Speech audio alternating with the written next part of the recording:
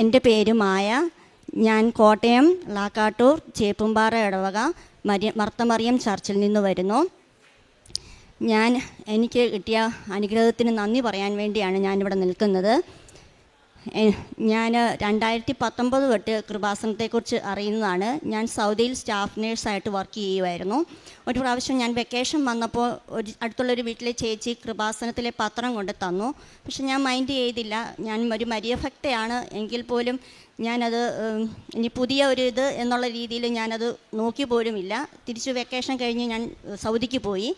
സൗദിയിൽ കുർബാന പള്ളിയൊന്നും ഇല്ലാത്തത് കൊണ്ട് യൂട്യൂബിലാണ് ഞങ്ങൾ പ്രാർത്ഥനയൊക്കെ കൂടുന്നത്. അങ്ങനെ കൂടിക്കൊണ്ടിരുന്ന ഒരു ദിവസം ശാലോം ചാനലിൽ ജോസഫ് അച്ഛൻ്റെ സാന്ത്വനാഭിഷേകം എന്ന പ്രോഗ്രാം ഞാൻ കണ്ടു. അങ്ങനെ ഞാൻ ആ പ്രോഗ്രാം കണ്ടു, പ്രാർത്ഥിച്ചു. അതിനുശേഷം ഞാൻ അത് മുടങ്ങാതെ കൂടുമായിരുന്നു. പിന്നെ യൂട്യൂബ് ചാനലിൽ തന്നെ ഞാൻ കൃപാസനത്തിലെ സാക്ഷ്യങ്ങളും ധ്യാനങ്ങളും കാണാൻ തുടങ്ങി. തിങ്കളും ചൊവ്വായുമായിരുന്നു അന്ന്. അങ്ങനെ ഞാൻ സമയം കിട്ടുമ്പോഴൊക്കെ അത് കാണുകയും പ്രാർത്ഥിക്കുകയും എനിക്കെന്തോ ഒരു അട്രാക്ഷൻ പോലെ തോന്നി. അങ്ങനെ ഞാനത് കാണുകയും കൂടുകയൊക്കെ ചെയ്യുമായിരുന്നു. പിന്നെ അതിനുശേഷം കോവിഡ് വന്നു. പിന്നെ ഇങ്ങോട്ടൊന്നും വരാൻ പറ്റിയില്ല. എനിക്ക് വന്ന് ഉടമ്പടി എടുക്കണം എന്നൊക്കെ ആഗ്രഹമുണ്ടായിരുന്നു. അത് സാധിച്ചില്ല. അതിനുശേഷം വെക്കേഷൻ വന്നു. വെക്കേഷൻ കഴിഞ്ഞ് വന്നപ്പോൾ എൻ്റെ ഇളയ മോന് ഉടമ്പടി എടുക്കാതെ തന്നെ കിട്ടിയ ഒരു അനുഗ്രഹമായിരുന്നു അത്. ഭയങ്കര കോൺസ്റ്റിപ്പേഷൻ പ്രോബ്ലമായിരുന്നു. പല സ്ഥലങ്ങളിലും കൊണ്ട് കാണിച്ചു, ആയുർവേദം, ഹോമിയോ എല്ലാം കൊണ്ട് കാണിച്ചു, ശരിയായില്ല. പിന്നെ ഞാൻ മാതാവിനോട് പ്രാർത്ഥിച്ചു. മാതാവ്, അവൻ്റെ ഭയങ്കര ബുദ്ധിമുട്ടായിരുന്നു, നമുക്ക് കണ്ടു നിൽക്കാൻ പറ്റത്തില്ലായിരുന്നു. അപ്പം ഞാൻ മാതാവിന് പ്രാർത്ഥിച്ചു, മാതാവ് ഞാൻ വന്ന് ഉടമ്പടി എടുത്തോളാം, അതിന് മുമ്പ് എൻ്റെ കുഞ്ഞിൻ്റെ ഇതൊന്നും മാറ്റിത്തരണം എന്ന് ഞാൻ പ്രാർത്ഥിച്ചു. അങ്ങനെ ഒരു ഡോക്ടറെ കാണാനും നല്ലൊരു കറക്റ്റായിട്ടുള്ളൊരു ട്രീറ്റ്മെൻറ്റ് കിട്ടി. അതോടുകൂടി അവൻ്റെ കോൺസ്റ്റിപ്പേഷൻ പ്രോബ്ലം മാറ്റിത്തന്നു. ഉടമ്പടി എടുക്കാതെ കിട്ടിയ ഈ അനുഗ്രഹത്തിന് ഞാൻ അമ്മയ്ക്ക് നന്ദി പറയുകയാണ്. അതിനുശേഷം 2022 ഞാൻ സൗദിയിൽ നിന്ന് നിർത്തിപ്പോന്നു. ഞാനൊരു നേഴ്സായതുകൊണ്ട് എനിക്ക് ഒരു യൂറോപ്യൻ രാജ്യത്ത് പോകണമെന്ന് വലിയ ആഗ്രഹമായിരുന്നു ഫാമിലിയായിട്ട്. ഞാൻ അതിനുവേണ്ടി പ്രിപ്പയർ ചെയ്തു, OET പഠിച്ചു. അപ്പോൾ ആദ്യത്തെ OET പ്രിപ്പയർ ചെയ്ത സമയത്ത് ഞാൻ ഇവിടെ വന്ന് ഉടമ്പടി എടുത്തു 30/4/2023. അതിനുശേഷം ഞാൻ OET പ്രിപ്പയർ ചെയ്തെങ്കിലും ഞാൻ എൻ്റെ കഴിവിലും ഉടമ്പടി നന്നായിട്ട് പാലിക്കാൻ പഠിത്തത്തിൽ ഞാൻ കൂടുതൽ പ്രാധാന്യം കൊടുത്തു. ഞാൻ ജോസഫ് അച്ഛനെ വന്ന് കണ്ടു. ആദ്യത്തെ OET എഴുതുന്ന സമയത്ത് അനുഗ്രഹം മേടിച്ചു. അതിനുള്ള കൃപയും മാതാവ് എനിക്ക് തന്നു. അച്ഛനൊരു കാശുരൂപം തന്നു, പ്രാർത്ഥിക്കാൻ പറഞ്ഞു. പക്ഷെ ഞാൻ എൻ്റെ കഴിവിൽ ആശ്രയിക്കുകയും ഞാൻ ഉടമ്പടി ശരിക്കും പാലിക്കാത്തതുകൊണ്ട് എനിക്കത് കിട്ടിയില്ല. പിന്നെയും വീണ്ടും ഞാൻ എഴുതി, അതും കിട്ടിയില്ല. 2 മൊഡ്യൂൾ കിട്ടി, 2 മൊഡ്യൂൾ പോയി. അതിനുശേഷം എനിക്ക് OET എഴുതാനുള്ളൊരു സാഹചര്യം കിട്ടിയില്ല. പിന്നെ ഞാൻ ആകെ വിഷമിച്ചിങ്ങനെ ഇരിക്കുകയാണ്. ജോലിയില്ല, 3 കുഞ്ഞുങ്ങളുണ്ട്. അപ്പം മുമ്പോട്ട് പോകാനും സാമ്പത്തികമായിട്ട് ബുദ്ധിമുട്ടും. പിന്നെ ആൾക്കാരുടെ ചോദ്യങ്ങളും കുറ്റപ്പെടുത്തലുകളും നീ എന്തിന് നിർത്തിപ്പോന്നു, അങ്ങനെ പല ചോദ്യങ്ങളും ഒറ്റപ്പെടലുകളും ഒക്കെയായി വളരെയധികം വിഷമിച്ചു. നീ എന്ത് ചെയ്യും അറിയാതെ വിഷമിച്ചിരുന്ന സമയത്താണ് എൻ്റെ ഒരു ഫ്രണ്ട് പറഞ്ഞു, മാൾട്ടയ്ക്ക് ഇങ്ങനെ ഒരു ചാൻസ് ഉണ്ട്, നീ അപ്ലൈ ചെയ്യുന്നോ എന്ന് എന്നോട് ചോദിച്ചു. അപ്പം ഞാൻ ഉടമ്പടി രണ്ടാമത് പുതുക്കിയ സമയമായിരുന്നു അത്. അതിനുശേഷം ഞാൻ വിചാരിച്ചു എന്നാൽ മാൾട്ടയ്ക്ക് അപ്ലൈ ചെയ്യാം എന്ന് വിചാരിച്ചു. അങ്ങനെ മെയിൽ ഞാൻ മാൾട്ടയ്ക്ക് അപ്ലൈ ചെയ്തു. അന്ന് ഇൻ്റർവ്യൂ ഉണ്ടായിരുന്നു. ഞാൻ എനിക്ക് ഭയങ്കര ടെൻഷനാണ് പെട്ടെന്ന് ഇൻ്റർവ്യൂ ഒക്കെ വരുമ്പോൾ, എങ്ങനെ പറയണമെന്നൊക്കെ ഭയങ്കര ബുദ്ധിമുട്ടായിരുന്നു. അങ്ങനെ ഞാൻ മാതാവിൻ്റെ കാശുരൂപവും തൈലവും പൂശി ഞാൻ ഇൻ്റർവ്യൂ അറ്റൻഡ് ചെയ്തു. മാതാവിൻ്റെ ഈശോയുടെ അനുഗ്രഹത്താൽ എനിക്ക് ആ ഇൻ്റർവ്യൂ കിട്ടി. അതിനുശേഷം ഓരോ പേപ്പർ വർക്കുകളും കാര്യങ്ങളുമായിട്ട് മുമ്പോട്ട് ചെയ്യും. പക്ഷേ ചെറിയ ഡിലേ ഉണ്ട്. ഇടയ്ക്ക് ഞാൻ എൻ്റെ ഉടമ്പടി ഉഴപ്പുമ്പോൾ എനിക്കതിൽ വിശ്വാസം കുറയുമ്പോൾ എൻ്റെ കാര്യങ്ങൾക്ക് ഒരു ഡിലേ വന്നു. അങ്ങനെ പേപ്പർ കുറച്ച് ഡിലേ ആയി. ഞാൻ വീണ്ടും മാതാവിനോട് പ്രാർത്ഥിച്ചു, മാതാവേ ഇനി എന്നെ നാണം കെടുത്തില്ല, ഞാൻ വന്ന് ഉടമ്പടി എടുത്തതാണ്, അമ്മയുടെ മുമ്പിൽ വന്നവരാരും അമ്മ ഉപേക്ഷിക്കത്തില്ലെന്ന് എനിക്കറിയാം. അങ്ങനെ ഞാൻ പ്രാർത്ഥിച്ചുകൊണ്ടിരുന്നു. അങ്ങനെ ഓഗസ്റ്റിൽ എനിക്ക് വർക്ക് പെർമിറ്റ് വിസ വന്നു. അതിനുശേഷം അവർ പറഞ്ഞു ഇനി വിസയുടെ പ്രൊസീജിയറാണ്, വിസ ഇൻ്റർവ്യൂ ഒക്കെ ഉണ്ട് എന്ന് പറഞ്ഞു. അതിനുശേഷം സെപ്റ്റംബറിൽ എനിക്ക് വിസയുടെ ഇൻ്റർവ്യൂവിനുള്ള ഡേറ്റ് വന്നു. ഒക്ടോബർ 13 എനിക്ക് വിസയുടെ സബ്മിഷനായിരുന്നു. ഞാൻ കൊച്ചി വന്ന് വിസ സബ്മിഷൻ വെച്ചു. അന്ന് വിസ സബ്മിഷൻ വെച്ച് അന്ന് എൻ്റെ പാസ്പോർട്ടിൻ്റെ പേജിനകത്ത് എന്തോ സ്ക്രാച്ച് ഉണ്ട്, ഇതെന്താണെന്നൊക്കെ ചോദിച്ചു. എനിക്ക് ഭയങ്കര ടെൻഷനായിപ്പോയി. ഞാൻ എന്നിട്ട് വിശ്വാസപ്രമാണം ചൊല്ലി പ്രാർത്ഥിച്ചുകൊണ്ടിരുന്നു. മാതാവിൻ്റെ തൈലം പൂശി പ്രാർത്ഥിച്ചുകൊണ്ടിരുന്നു. എനിക്ക് ഡിക്ലറേഷൻ ഫോം എഴുതി കൊടുത്തു. അത് ആ പ്രശ്നം സോൾവായി. അതിനുശേഷം ഞാൻ വിസ സബ്മിഷൻ വെച്ച ശേഷം അവരോട് ഞാൻ ചോദിച്ചു ഇനി എത്ര നാളെടുക്കും. അപ്പോൾ അവർ ഒന്ന് സമയമെടുക്കും എന്നിങ്ങനെ പറഞ്ഞു. അപ്പോൾ ഞാൻ മാതാവിനോട് പറഞ്ഞു, മാതാവ് എനിക്ക് നവംബർ 30 എൻ്റെ ഉടമ്പടി തീരുന്നത്. എനിക്ക് സാക്ഷ്യം പറയാൻ വരണം അമ്മ. അതിനു മുമ്പ് എനിക്ക് എന്തെങ്കിലും ഒരു അടയാളം തരണം. എനിക്ക് ആൾക്കാരുടെ ചോദ്യങ്ങളൊക്കെ ഫേസ് ചെയ്യാൻ ഭയങ്കര ബുദ്ധിമുട്ടാണ്. അമ്മ എന്നെ നീ ഉപേക്ഷിക്കരുത്, പരീക്ഷിക്കരുതെന്ന് ഞാൻ പറഞ്ഞു. അതിനുശേഷം ഒക്ടോബർ 13 എനിക്ക് വിസ സബ്മിഷൻ കഴിഞ്ഞ ശേഷം ഒക്ടോബർ ലാസ്റ്റ് ജപമാല റാലിക്ക് മുമ്പായിട്ട് എനിക്ക് വിസ ഇൻ്റർവ്യൂവിനുള്ള ഇത് വന്നു. നവംബർ 7 എനിക്ക് കൊച്ചിയിൽ വിസ ഇൻ്റർവ്യൂ ആയിരുന്നു. ദൈവം അനുഗ്രഹിച്ച് മാതാവിൻ്റെ കൃപയാൽ തൈലം പൂശി പ്രാർത്ഥിച്ച് വിശ്വാസ പ്രമാണം ചൊല്ലി ഞാൻ വിസ ഇൻ്റർവ്യൂ അറ്റൻഡ് ചെയ്തു. അത് നന്നായിട്ട് ചെയ്യാൻ എനിക്ക് സാധിച്ചു.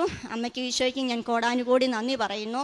അവിടുന്ന് പോന്നപ്പോൾ ഞങ്ങൾ ഏജൻസിയോട് ചോദിച്ചു. അപ്പോൾ അവർ പറഞ്ഞു 1 മാസം 2 മാസമൊക്കെ എടുക്കും വിസ വരാൻ എന്ന് പറഞ്ഞു. ഒത്തിരി പേർക്കൊക്കെ ഇപ്പോൾ റിജക്ഷൻ വരുന്നുണ്ട്, അതുകൊണ്ട് പ്രാർത്ഥിച്ചോ എന്ന് പറഞ്ഞു. അങ്ങനെ ഞാൻ പ്രാർത്ഥനയിൽ തന്നെ തുടർന്നു.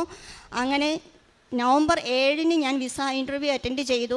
നവംബർ 13 രാവിലെ ഞാൻ ബൈബിൾ വായിച്ചുകൊണ്ടിരുന്നപ്പോൾ അപ്പസ്തോല പ്രവർത്തനങ്ങൾ ആണ് ഞാൻ വായിച്ചുകൊണ്ടിരുന്നത്.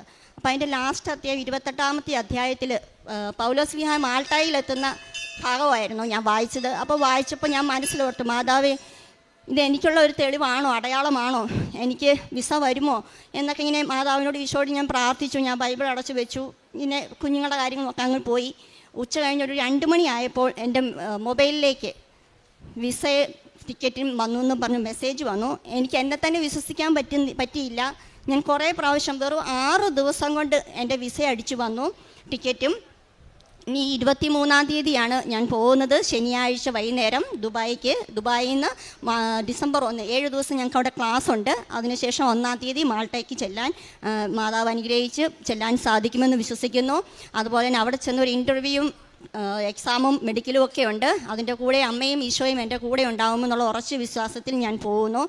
ഇത്രയും ചെയ്തെന്ന അനുഗ്രഹങ്ങൾക്ക് ഞാൻ കോടാനുകോടി നന്ദി പറയുന്നു. ഇതാണ് എൻ്റെ 1-ാമത്തെ നിയോഗം. 2-ാമത്തെ നിയോഗം, എൻ്റെ മോള് ഉറക്കത്തിൽ മുള്ളുന്നൊരു സ്വഭാവമുണ്ടായിരുന്നു.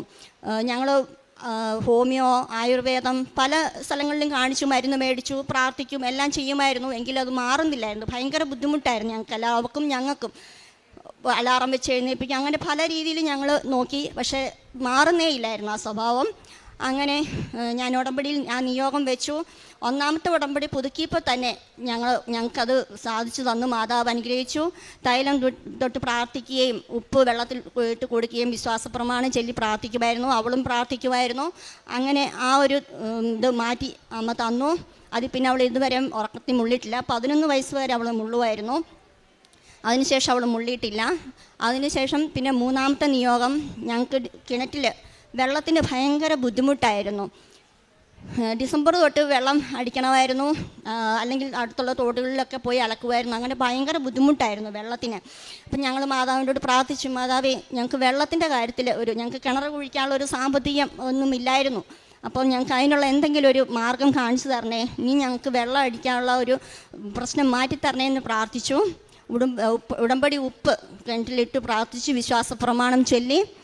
അതിനുശേഷം ഇന്ന് വരെ വെള്ളം അടിച്ചിട്ട് വന്നിട്ടില്ല. ഞങ്ങൾക്ക് പഞ്ചായത്തിൻ്റെ ഇതിൽ നിന്ന് വെള്ളം കിട്ടി. അതുകൂടാതെ ഞങ്ങൾക്ക് മഴവെള്ള സംഭരണിയും എല്ലാം കൂട്ടി ഞങ്ങൾക്ക് ഇതുവരെ വെള്ളം അടിക്കേണ്ട അവസ്ഥ മാതാവ് വരുത്തിയിട്ടില്ല. അമ്മയ്ക്കും ഈശോയ്ക്കും ഞാൻ അതിനും നന്ദി പറയുന്നു. അതുകൂടാതെ തന്നെ എൻ്റെ ദേഹം എനിക്ക് ചൊറിഞ്ഞു തടിക്കുമായിരുന്നു പെട്ടെന്ന്. അത് എന്താണെന്നറിയത്തില്ല, രാവിലത്തെ സമയത്ത് മാത്രമേ ഉള്ളൂ, കുറച്ച് സമയത്തേനേ ഉള്ളൂ. പക്ഷേ എനിക്കതൊരു ഭയങ്കര ബുദ്ധിമുട്ടായിരുന്നു. എന്നിട്ട് ഞാൻ ഉടമ്പടി തൈലം തൊട്ട് പ്രാർത്ഥിച്ചു. കുറച്ച് ദിവസം പ്രാർത്ഥിച്ച ശേഷം അതിൽ പിന്നെ ഇത് വന്നിട്ടില്ല. അതുപോലെ തന്നെ ഞാൻ ഇവിടെ എഴുതാത്തൊരു കാര്യമാണ്, സൗദിയിലായിരുന്നപ്പോൾ ഇതുപോലെ തന്നെ എനിക്ക് ദേഹം ചൊറിഞ്ഞ് തടിച്ച് അലർജി ഇതായി. ഞാൻ ഒറ്റയ്ക്കേ ഉള്ളായിരുന്നു റൂമിൽ. ഞാൻ തല ഇറങ്ങി വീണു. അപ്പം ഞാൻ മാതാവിനോട് പ്രാർത്ഥിച്ചു. തല ഇറങ്ങി താഴെ വീണു, തലയിടിച്ചു. ഞാൻ അവിടെ കുറേ സമയം ബോധമില്ലാതെ കിടന്നു. അത് കഴിഞ്ഞിട്ട് ഞാൻ ഇടയ്ക്ക് ബോധം വന്ന് ഞാൻ എണീറ്റു. എനിക്ക് എണീക്കത്തില്ലായിരുന്നു. ഒരു തരത്തിൽ ഞാൻ എണീറ്റ് കട്ടിലയിലോട്ട് നിരങ്ങി ഞാൻ വന്നപ്പോൾ ഞാൻ മാതാവിനോട് പറഞ്ഞു, മാതാവ് എന്നെ കാത്തേക്കണേ, ആരുമില്ല ഈ റൂമിൽ, എനിക്ക് ആരെയും ഫോൺ വിളിക്കാനുള്ള ഒരു ആരോഗ്യമൊന്നും എനിക്ക് ആ സമയത്തില്ലായിരുന്നു. ഞാൻ മാതാവിനോട് പറഞ്ഞു. ഞാൻ കയറി കടന്നു. പിന്നെ എനിക്ക് മാതാവ് എൻ്റെ അടുത്ത് വന്ന പോലെ എനിക്ക് തോന്നി. അതിനുശേഷം അങ്ങനത്തെ ഒരു ബുദ്ധിമുട്ട് പിന്നെ ഉണ്ടായിട്ടില്ല. അലർജി വരുമെങ്കിലും പിന്നെ ആ തല ഇറങ്ങി വീഴുന്ന ഒരു ഇത് മാറിക്കിട്ടി എനിക്ക്. അതുപോലെ തന്നെ ആധ്യാത്മികമായിട്ട് എനിക്ക് ഒത്തിരിയേറെ വളരാൻ സാധിച്ചു. നേരത്തെ ഞാൻ കൊന്ത ചെല്ലുമായിരുന്നു, ഒരു ബൈബിൾ ഒരധ്യായം വായിക്കും, ഞായറാഴ്ച കുർബാനയ്ക്ക് പോകും, അല്ല അവധി ദിവസങ്ങളിൽ കുർബാനയ്ക്ക് പോകും, അങ്ങനെയായിരുന്നു. നാട്ടിൽ വന്ന ശേഷം സൗദിയിൽ അതൊന്നുമില്ലായിരുന്നു. നാട്ടിൽ വന്ന ശേഷം അങ്ങനെയായിരുന്നു. പക്ഷേ ഇപ്പോൾ എനിക്ക് എല്ലാ ദിവസവും കുർബാന കൂടാനുള്ള കൃപ എനിക്ക് അമ്മയും ഈശോയും തന്നു. അതുപോലെ തന്നെ ബൈബിൾ അരമണിക്കൂറല്ല അതിൽ കൂടുതൽ സമയം വായിക്കാനുള്ള കൃപ, സമയം കിട്ടുമ്പോഴൊക്കെ എനിക്ക് ബൈബിൾ വായിക്കാനുള്ള കൃപ എനിക്ക് തന്നു. അതുപോലെ തന്നെ വചനം എഴുതി പ്രാർത്ഥിക്കാനും വചനം പറഞ്ഞു ചെയ്യും. ഒരുപാട് വചനങ്ങൾ എനിക്ക് കാണാതെ പഠിച്ച് ചെല്ലാനും ചുമ്മാ നടക്കുമ്പോഴെല്ലാം ഞാൻ വചനങ്ങൾ പറഞ്ഞ് പ്രാർത്ഥിക്കാനുള്ള കൃപ എനിക്ക് ഈശോയും അമ്മയും തന്നു. നേരത്തെ ഞാൻ യൂട്യൂബിൽ ഓരോ ചാനലുകളൊക്കെ കാണും, അല്ലെ ഫേസ്ബുക്ക് നോക്കിയിരിക്കും, അങ്ങനെയൊക്കെയായിരുന്നു. അതൊക്കെ മാറി എനിക്കിപ്പോൾ എപ്പോഴും പ്രാർത്ഥിക്കണം എന്നൊരു ചിന്തയാണ്. എപ്പോഴും യൂട്യൂബിൽ സാക്ഷ്യങ്ങൾ കേൾക്കും, അല്ല പ്രാർത്ഥന കേൾക്കും, ജോസഫ് അച്ഛൻ്റെ ടോക്ക് കേട്ടും. പിന്നെ അതുപോലെ തന്നെ കാരുണ്യ പ്രവർത്തനങ്ങൾ ഞാൻ ചെയ്യുന്നത്, അനാഥാലയങ്ങൾ ഞാൻ സന്ദർശിക്കുമായിരുന്നു. അവിടെ ഒരു മാസത്തിലൊന്നൊരു ഫുഡ് കൊടുക്കും. എല്ലാ ആഴ്ചയും ഞങ്ങളുടെ അടുത്ത് ലൂർദ് ഭവനുണ്ട്, അവിടെ പോയി ഞാൻ ശുശ്രൂഷ ചെയ്യും. അതുപോലെ തന്നെ എൻ്റെ അടുത്ത് വരുന്ന സഹായം ചോദിച്ച് വരുന്നവർക്കൊക്കെ എന്നെക്കൊണ്ട് പറ്റുന്ന സഹായങ്ങളെല്ലാം ചെയ്യാൻ എനിക്ക് സാധിച്ചു. അതിനും ഞാൻ അമ്മയ്ക്ക് ഈശോയ്ക്ക് നന്ദി പറയുന്നു. അതുപോലെ തന്നെ എനിക്ക് പെട്ടെന്ന് ദേഷ്യം വരുമായിരുന്നു. ആ ദേഷ്യത്തിൽ എനിക്ക് ഒത്തിരി മാറ്റങ്ങൾ സംഭവിച്ചു. ഒത്തിരി പേരോട് ക്ഷമിച്ച് പ്രാർത്ഥിക്കാനുള്ള കൃപ എനിക്ക് ഈശോയും അമ്മയും തന്നു. അതുപോലെ തന്നെ എനിക്ക് ഒരു ദിവസം ഞാൻ പള്ളിയിൽ കുർബാന കൂടിക്കൊണ്ടിരുന്നപ്പോൾ, നേരത്തെ അലക്ഷ്യമായിട്ടൊക്കെയായിരുന്നു ഞാൻ കുർബാന കൂടിക്കൊണ്ടിരുന്നത്. ഇപ്പോൾ എനിക്കൊരു ഭക്തിപൂർവ്വം കുർബാന കരഞ്ഞു പ്രാർത്ഥിക്കാനുള്ള ഒരു കൃപ എനിക്ക് കിട്ടി. ഞാൻ കുർബാന സംബന്ധിച്ചുകൊണ്ടിരുന്നപ്പോൾ മാതാവിൻ്റെ മുല്ലപ്പൂ അഭിഷേകം എനിക്ക് കിട്ടി. ഞാൻ വിചാരിച്ചു ഞങ്ങളുടെ മാതാവിൻ്റെ പള്ളിയല്ലേ, ആരെങ്കിലും മുല്ലപ്പൂ കൊണ്ട് വെച്ചതായിരിക്കും എന്ന് വിചാരിച്ചു. ഞാൻ മാതാവിൻ്റെ ഗ്രോട്ടോയിൽ നോക്കി, അവിടെ ആരും മുല്ലപ്പൂ ഒന്നും വെച്ചിട്ടില്ലായിരുന്നു. അപ്പോൾ എനിക്ക് മനസ്സിലായി അമ്മ മാതാവ് എൻ്റെ അടുത്ത് വന്നതാണ്. അതുപോലെ തന്നെ പല പ്രാവശ്യവും എനിക്ക് സ്വപ്നത്തിൽ എനിക്ക് മാതാവിൻ്റെ അടുത്ത് വരുന്നതായിട്ട് എനിക്ക് തോന്നിയിട്ടുണ്ട്.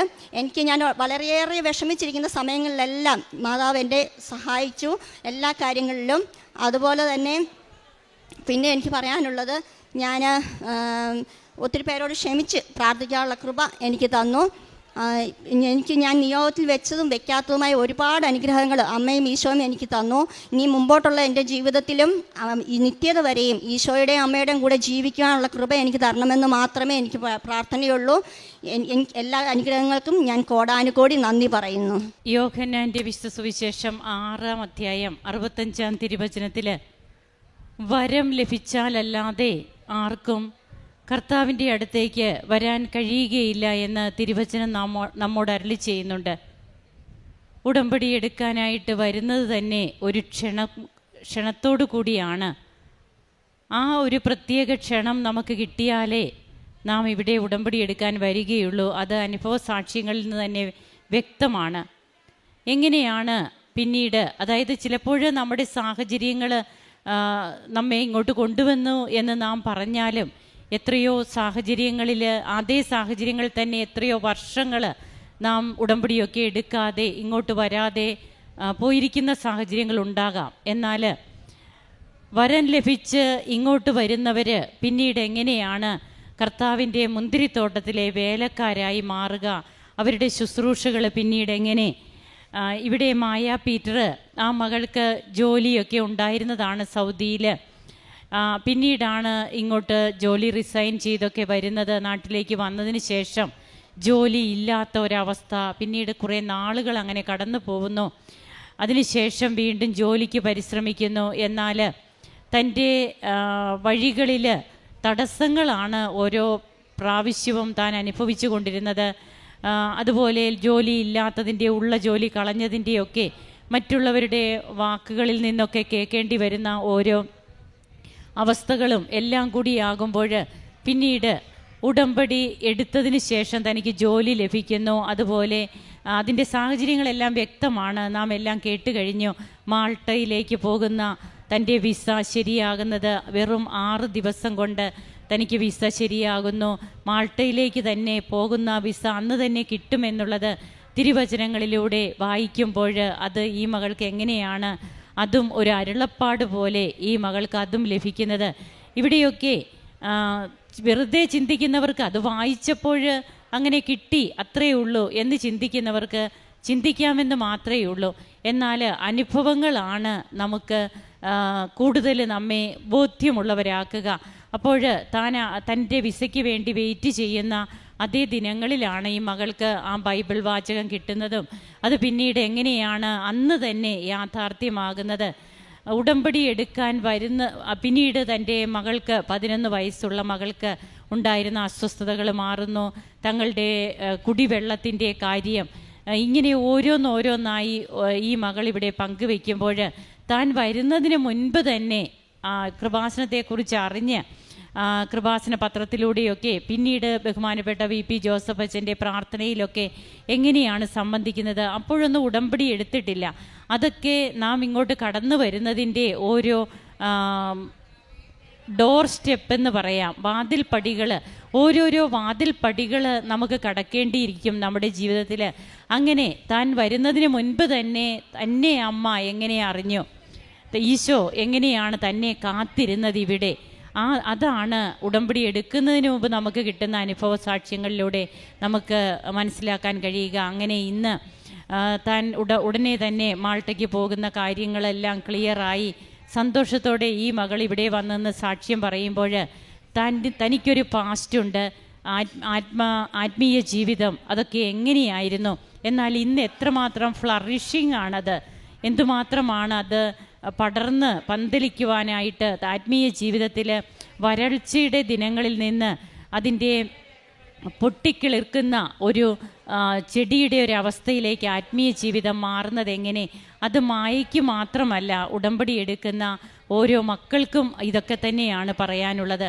അങ്ങനെ തൻ്റെ കാരുണ്യ പ്രവർത്തനങ്ങൾ, പ്രേക്ഷിത പ്രവർത്തനം, ഇതൊക്കെ എത്ര ഊർജ്ജവത്തായിട്ട് ഓരോ മക്കളും ചെയ്യുന്നു.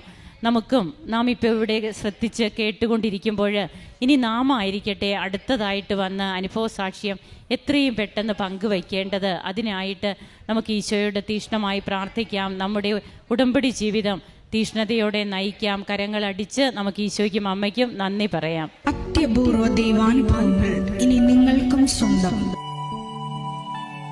ഈ യൂട്യൂബ് ചാനൽ ഇതുവരെ സബ്സ്ക്രൈബ് ചെയ്തിട്ടില്ലെങ്കിൽ ഇപ്പോൾ തന്നെ സബ്സ്ക്രൈബ് ചെയ്യുക. ഈ വീഡിയോ ഇപ്പോൾ തന്നെ നിങ്ങളുടെ സുഹൃത്തുക്കൾക്ക് ഷെയർ ചെയ്തുകൊണ്ട് കർത്താവിന്റെ പ്രേക്ഷിതരാകുക.